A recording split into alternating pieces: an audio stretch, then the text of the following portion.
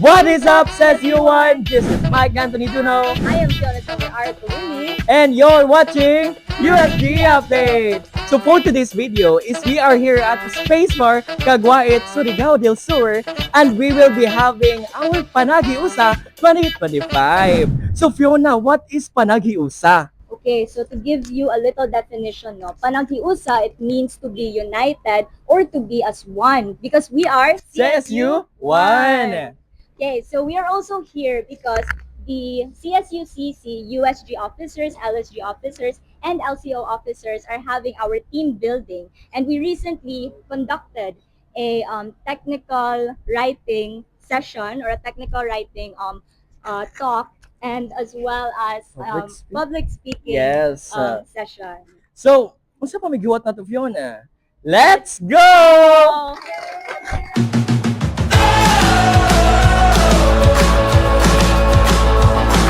Panagiusa 2025.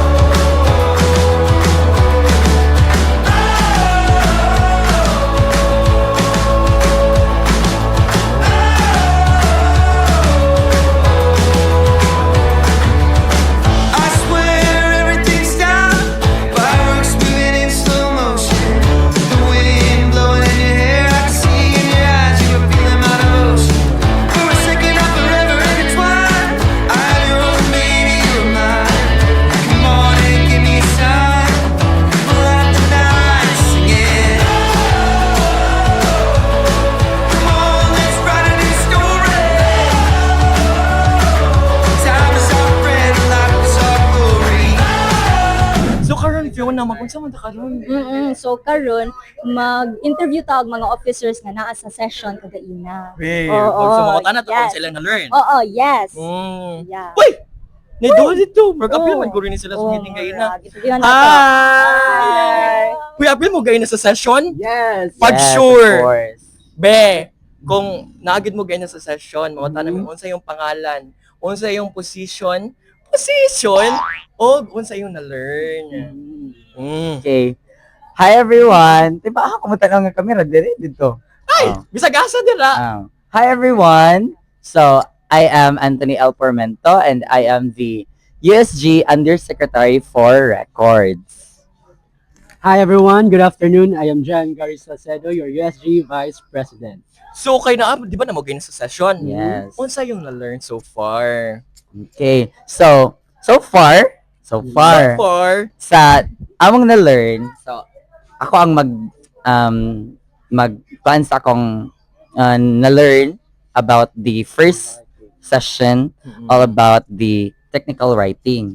So, in the session gaina or sa pag-discuss ni ma'am is I've learned that there are a lot of types nga formal letters just like the minutes, the resolution, the memorandum, and then gi-discuss dito ang format, ang format. Sige, ang gabi, format gabi, gabi. ang kanang unsa ang pag-construct sa mga sa like parts, different parts like kanang heading until the like yeah Oh, or footer. the conclusion. Ano ko dito? So, yeah, and we must follow those especially kay ingon gaina naa daw kanang bag-o sa memo is naa daw bag-o nga kanang katong sa upward transmetal, yes. So how about sa imo kuya? Ma-pressure man bukos yung tubag No, mo, di gabi ba? ka taas. Gabi ka taas. Gabi ka detailed. So ako po, Sorry, bro. mag-explain po ko about sa how to be a good public speaker. And just always remember to be a good public speaker that it is normal nga makulbaan gud ta. Yes. Labi nagdaghag tao. However, you need to also to remember nga you present it to them and not to you. Mm. In conclusion, to be a good speaker is kanang you have to be confident. It is normal to be nervous sometimes and present it to your audience. And that would be all sa among answers. Wow, grabe Yes. namin na gid sila no. Very, Walang grabe. pakpak be, pakpak. Correct. Pak. So thank you so much sa Okay. inyong time. Thank you so much. So much appreciated.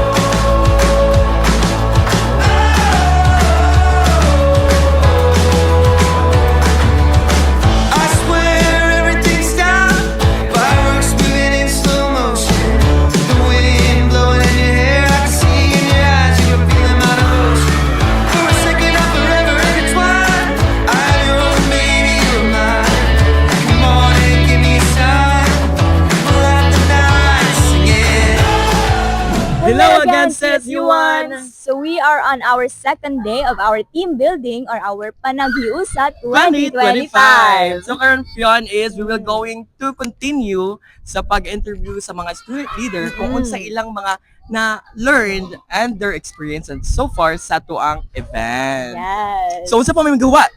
Let's go! We are now with some student leaders or student officers who will be sharing their takeaways or their insights from the session that we had. So, mga pretty good kayo mga student leader, no? So, unsa yung name and position? Position! O unsa inyong and mga tanong po unsa inyong na-learn so far sa tuang Panagiusa 2025. Ikaw, Sobrang. So my name is April Corpus and I'm the LCO Secretary General for the academic year 2025-2026. Wow! And I am General Aigaya from COA or Commission and Audit, COA Commissioner. Hi, mabuhay. I am Sherry S. Oliveira from the CTHM LSG. I am the Vice Governor. And I am Katrina Monique Di Panto from the CITTE and I am the Vice Governor.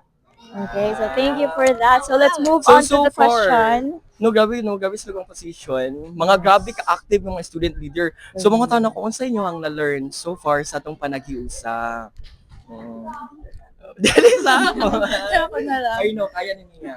So I've learned that sa ang atong karon na academic year na administration is working into something that could empower more and to elevate more the studentry in Cabadbaran, Caraga State University, Cabadbaran campus. And I believe that kung sa mong na-learn diri, it would be capitalized and beneficial to our student, to us, and also the result would be kanang makita ra sa mga estudyante kung unsa jud na student leader ang ilang gipili to serve. Yes.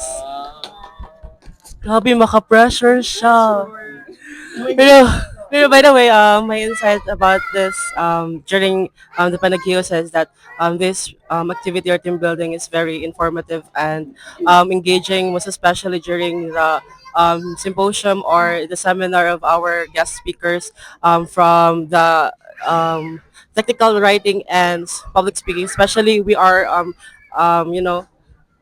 student leaders. We need to know how to craft resolution, memorandums, and also how to make minutes of the meeting. Dili lang ang secretary, but also the president or all of the officers sa isa ka organization. So also daghan po sila mga events diri as during our Panagiusa that makes or kanang panagiusa jud sa mga student leaders.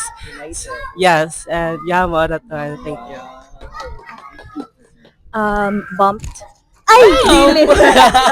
So ako insights I am very first of all I'm very happy and very honored nga ako ginag-represent sa among college, and ang kaning activity and assessment nato it's a very positive gingon niya, very knowledgeable yun kayo siya, mas broad ang mas ni broad yun ang knowledge no about sa technical writing and also public speaking, mas mohon sa atong skills and I'm very happy to observe nga nagoy Panagiusa sa ato tanan. Yeah, wow.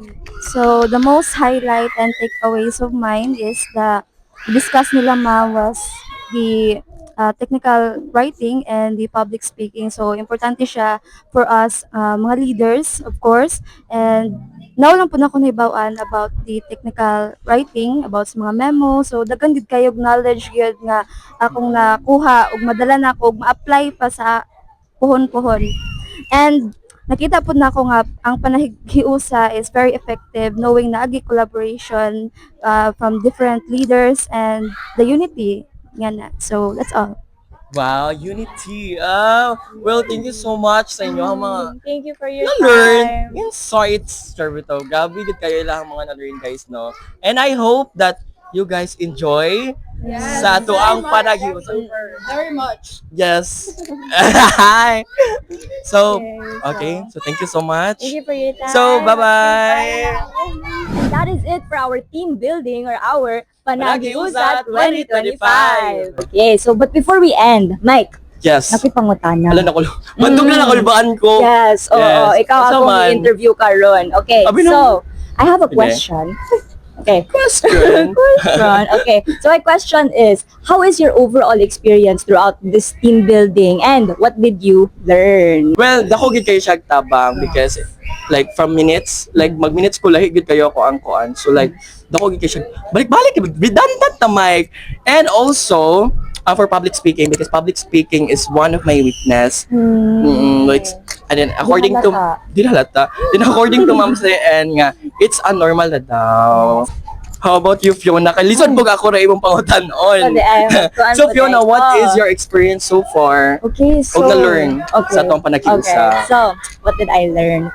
Okay, so for me, for my experience, starting off with my experience so far, I'm very grateful as well for being part of this team building, no? Okay, being here together with sa mga USG officers, LSG officers, and the LCO. It's really like kanang built our relationship. Wala may gano. Our bond. Our bond. Oo. Kanang our bond is stronger, and then na-feel na ako na kanang mas united na gali. For my experience, it's very fun to be surrounded by these people, and then I got to learn so much also sa mga sessions. So just like from the interviews and what Mike mentioned as well, no, about sa technical writing and about sa public speaking. So sa technical writing, I learned a lot on how to actually make minutes, resos, ug sa memo. Mao naman siguro na no?